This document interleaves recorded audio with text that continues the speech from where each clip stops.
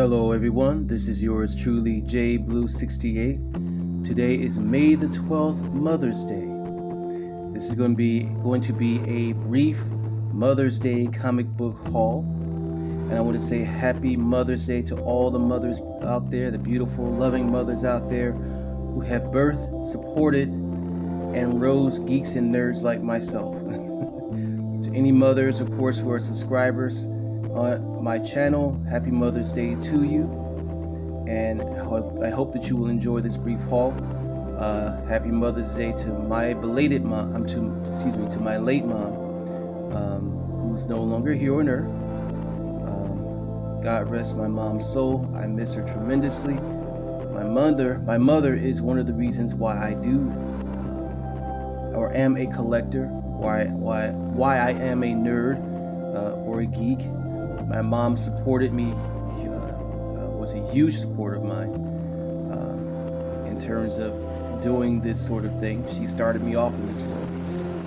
My mother was actually a huge fan of The Wizard of Oz, and one day I will do a video about The Wizard of Oz and that particular genre. But she was a very imaginative woman, and as I said, she loved The Wizard of Oz. She loved Star Wars and all the little geeky, nerdy things that I love. So my mom's a contributing factor to a lot of this stuff. So anyway, we're going to get into this haul. Now, the books I'm going to show in this haul are not new books. These are old books, and I happen to find them at a local comic book shop.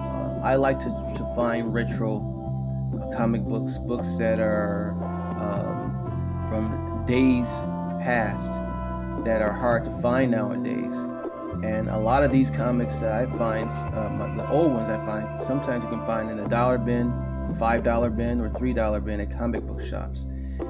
And one of my subscribers who lives in the UK was talking about books like this. Is that the thing about it is they can be in great shape, or sometimes they're not so great shape.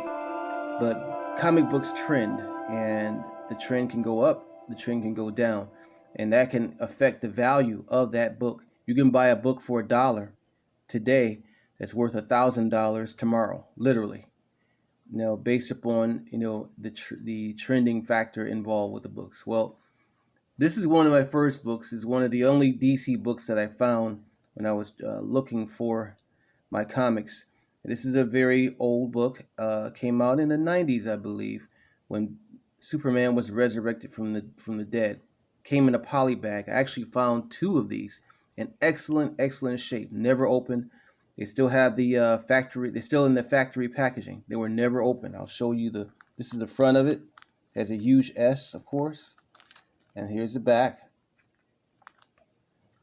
So whoever had the original owners of these books, of this book, whoever originally owned it, didn't care to open it, and I obviously didn't care to keep it. But this is in excellent shape. I mean, this is like mint condition, man. So I'm very, very glad to have it in my collection. All right, Superman, or The Adventures of Superman. Very nice. It's the only DC book in this particular haul. Next up, we have the Howling Commandos. Let's move this camera up a little bit so you can see it. Sergeant Fury in the Howling Commandos. Get that adjusted properly. I've always been a fan of these old Sergeant Fury books. Just really interesting to find. I have a couple of them actually. And this one actually has the doggy ear fold, as it's called, on the corner there. And that doesn't bother me. I don't buy comics necessarily to sell them because of their value. And I go to Amazon and eBay all the time to check the prices of a lot of these old books, a lot of the ones from the Golden and Silver Age, to see what they're worth. There's nothing wrong with buying comics to sell them, if you have a higher goal that you're trying to achieve. But also the purpose of buying comic books, as I always say, is to read them, to read the books, to read the adventures of the characters involved, the storyline, and see what it's about. That's, to me, the most important thing of comic books. One of the influences too of me learning to read at a very early age. I used to be in a lot of spelling bees. Were reading comic books, um, and were very much an influence on my vocabulary as a young child. And why I was able to pronounce and understand certain words as a young man, as a little boy, because of comics. But in any case, this particular book is in pretty good shape too. It has some yellow on the back of the book. Well, sorry, it's in a Mylar, so I'm not going to take it out. But I'm glad to have it. Again, the purpose also of collecting is because you see something that you want. Not necessarily because of its value or how much you can sell or resell it to someone else. Again, if that's what you want to do, that's fine. There's nothing wrong with it. But some books, even no matter what condition they may be in, if it's valuable to you, by all means buy it. Now, I would not buy a comic book without a cover on it, or if it's just completely marred, torn in half and things like that, per se. I do want the cover on the book, but if the cover is not, if it has a little damage in it, I'm not going to nitpick the book like that.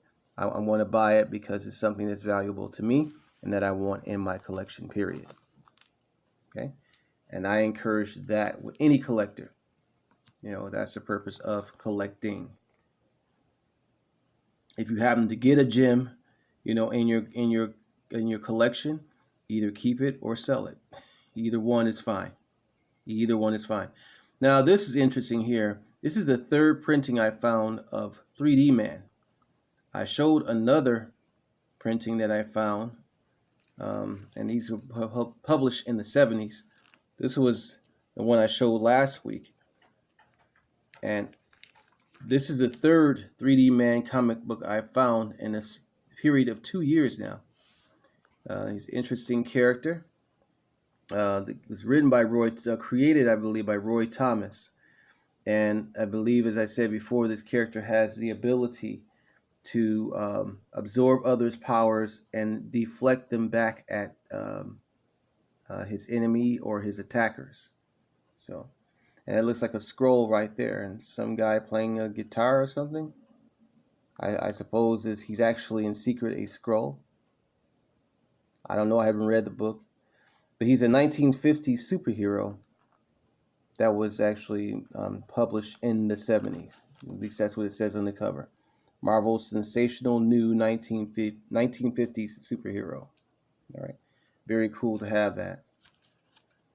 And then next up, I found a bunch of Spider-Man comic books.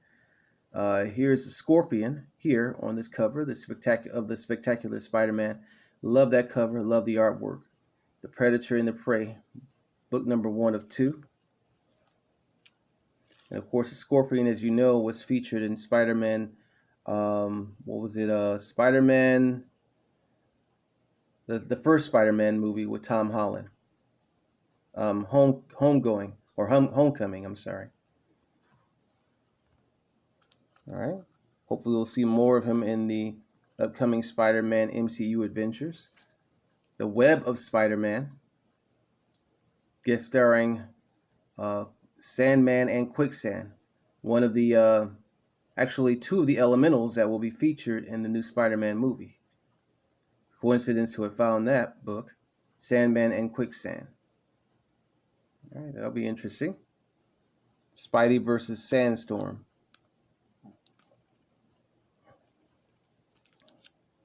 And then I found this really interesting, and this book was in excellent condition. I love the Marvel supernatural thriller books, so I had to get this. The Invisible Man, adapted from the world-famous thriller by H.G. Wells. Love that cover. That is awesome. Glad to have that, or to pick this up. Another Spider-Man book, Web of Spider-Man. Featuring Night Watch. He's entranced by the goddess, it says here on the cover. I love that cover too. I love these retro covers. Really, really do. That's why I had to get these. These old Spider-Man comics.